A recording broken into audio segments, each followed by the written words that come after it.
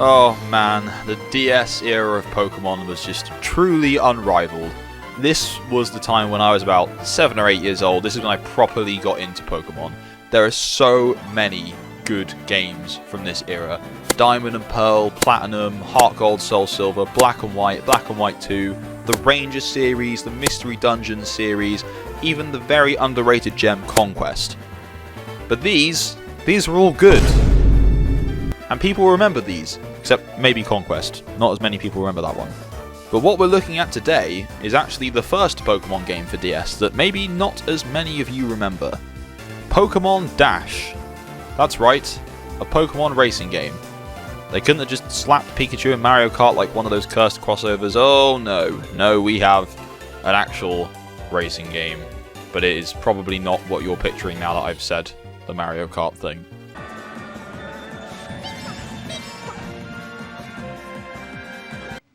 Now, when I say that I want these things, I mean that I want them, and I don't want to have to ask again.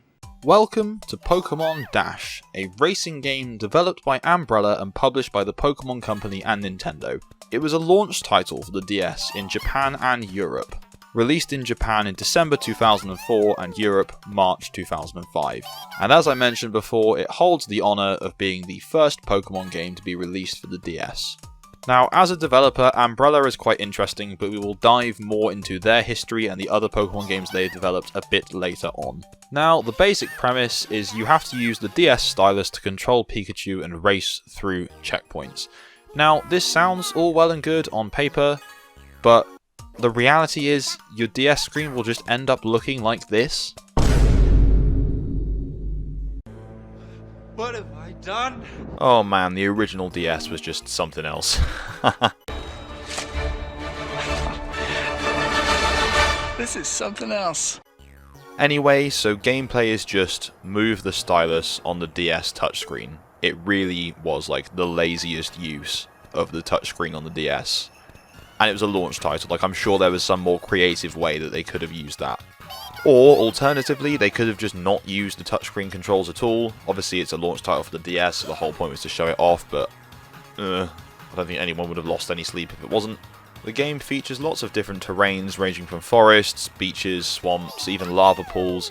The courses have power-ups, which allow you to run on the different terrains without slowing down, rather than sticking to the path. There is a training cup, which is essentially just a tutorial mode, and once you've done this, you can play the Grand Prix mode, which has 5 main cups to complete, and once you complete those 5, there's a few harder ones that get unlocked as well. But the term harder for this game is just kind of like normal difficulty on any other game, I'm sure, so don't get too excited. Now, there is one pretty cool feature of this game. Now, it does have multiplayer support, so up to 6 of you can play together if you manage to have 6 friends who had a DS who also happen to have Pokemon Dash. Good luck with that. But the other thing, it has backwards compatibility with Game Boy Advance games, specifically the mainline Pokemon games, so Ruby, Sapphire, Emerald, and Fire Red and Leaf Green. So the old school DSs and the DS Lites have a cartridge slot at the bottom to put Game Boy games into, so if you put one of these Pokemon games in and then started up Pokemon Dash, it would generate courses shaped like the Pokemon in your team on the Game Boy games, which means you could run a course that looks something like this guy.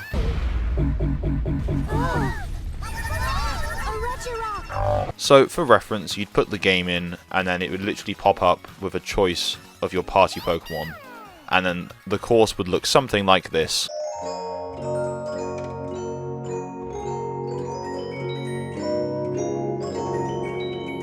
Now, following the pattern of the mainline Pokemon games, there were actually stages that were only unlockable by going to in-person events. Now, whilst a few of these aren't that interesting, there are a couple of notable events. My personal favourite of these is the 4 Deoxys forms. These were given away at the Pokepark's opening in March 2005. Now, Pokepark is not to be confused with the Wii game of the same name. This is a Pokemon theme park that opened in Japan. The theme park just featured some very generic rides with Pokemon themed. So you just had a Dodgems attraction, but it was just Team Aqua versus Team Magma. There was a log flume called Mudkip's Big Splash. Pichu Bros Rascal Railway. It's just very generic things, but it would have been absolutely sick to have gone here when I was a child. They also had a Rayquaza-themed roller coaster based on the film Destiny Deoxys. This was a junior roller coaster, so it's literally like nothing, but oh my god, I would have lost it when I was a kid. Anyway, before I get too distracted with theme parks, the bottom line is you could go here, and then you could get download codes for the Deoxys stages on the game, which is just pretty sick. It's a shame the game is really mid, and that the theme park was only open for like a year, but it was still a pretty cool niche part of Pokemon history. Anyway, there's one other notable course that was given away, and that was Munchlax. This was given away at the World's Hobby Fair in Japan, and in America it was at the Nintendo World opening.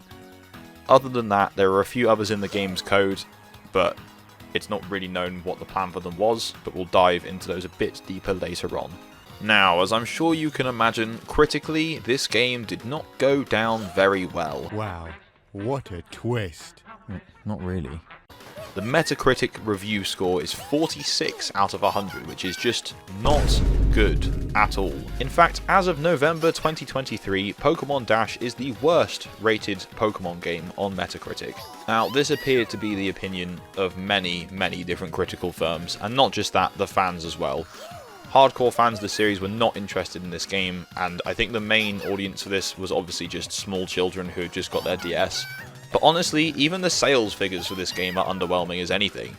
It's not the worst selling game in the franchise's history, but across both overseas and Japan, it sold 738,000 copies, which is not that good at all. If we look at other Pokemon spin-off series, like the first Pokemon Ranger sold nearly 3 million copies, Pokemon Pinball sold 5.5 million copies, yeah, I don't know, Dash just didn't connect with the fans, or really with that many people at all, to be honest.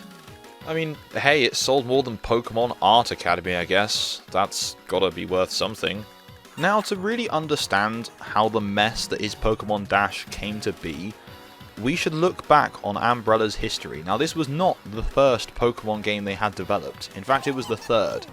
And to be honest with you, the two they made before this were, I would argue, just as bad, maybe even worse, depending on how you look at it. The first of these two games is a game called Hey You Pikachu for the Nintendo 64. This game basically was just a peripheral simulator. It just gave you a microphone and you were supposed to communicate and interact with Pikachu as if he was your pet.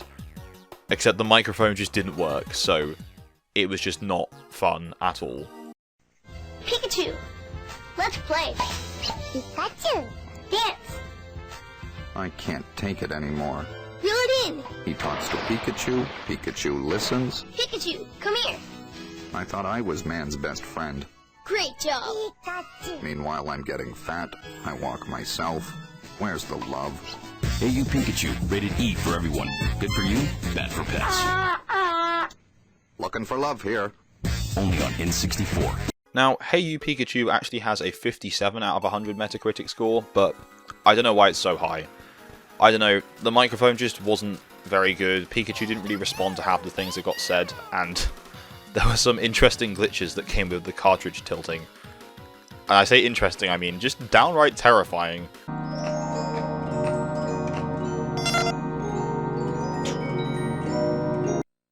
Anyway, Umbrella's other Pokemon game before Dash is a game called Pokémon Channel. To be honest with you, you can barely even call this a game. The main context of this is you just sit and watch TV with Pikachu. There's some small interactive sections, and that's kind of it. There's like collectibles and stuff, but genuinely, I've tried to play this game about 15 times. I get about an hour in and just get so bored.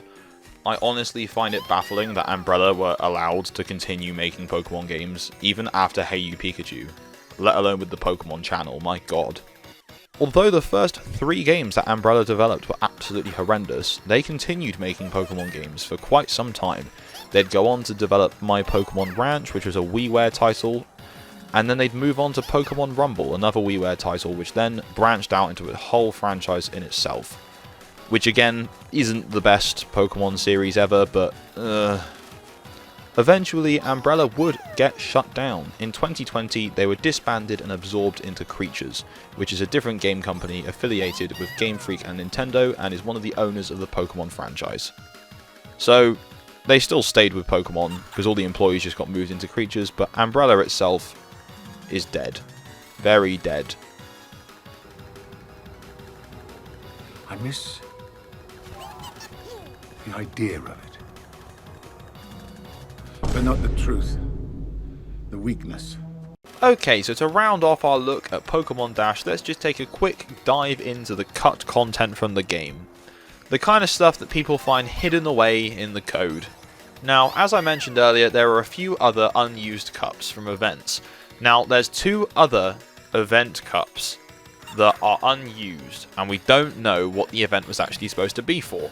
One of them is a balloon Pikachu, and one is Pikachu riding on a Lapras. Not that exciting, but kind of cool, just to think about. And then there's 2 other unused cups in the game. One is an egg. Eggs. Like a Pokemon egg. The game is unable to read the egg data from the Game Boy game slots, so it was just never used. And the other one is just 2 question marks, which is perhaps in reference to the ever-beloved missing no. Or it might just be just the game bugging out, because that wouldn't surprise me either, but there we go. Well, that just about concludes our journey through Pokémon Dash and Umbrella as a company. I'm going to be honest, for all its flaws, this game is still a cool little piece of Pokemon's history. As with a lot of the things developed by Umbrella, it's obviously a mess all round, but it's cool to look back and see where Pokemon's come from. And, well, realistically with Scarlet and Violet, it's still a complete mess anyway, so...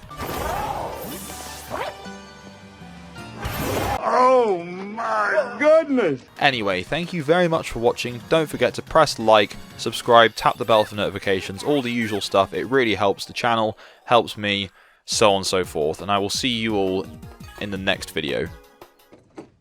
I'm going to be brutally honest with you here, Mike. Given your track record, your options are going to be extremely limited.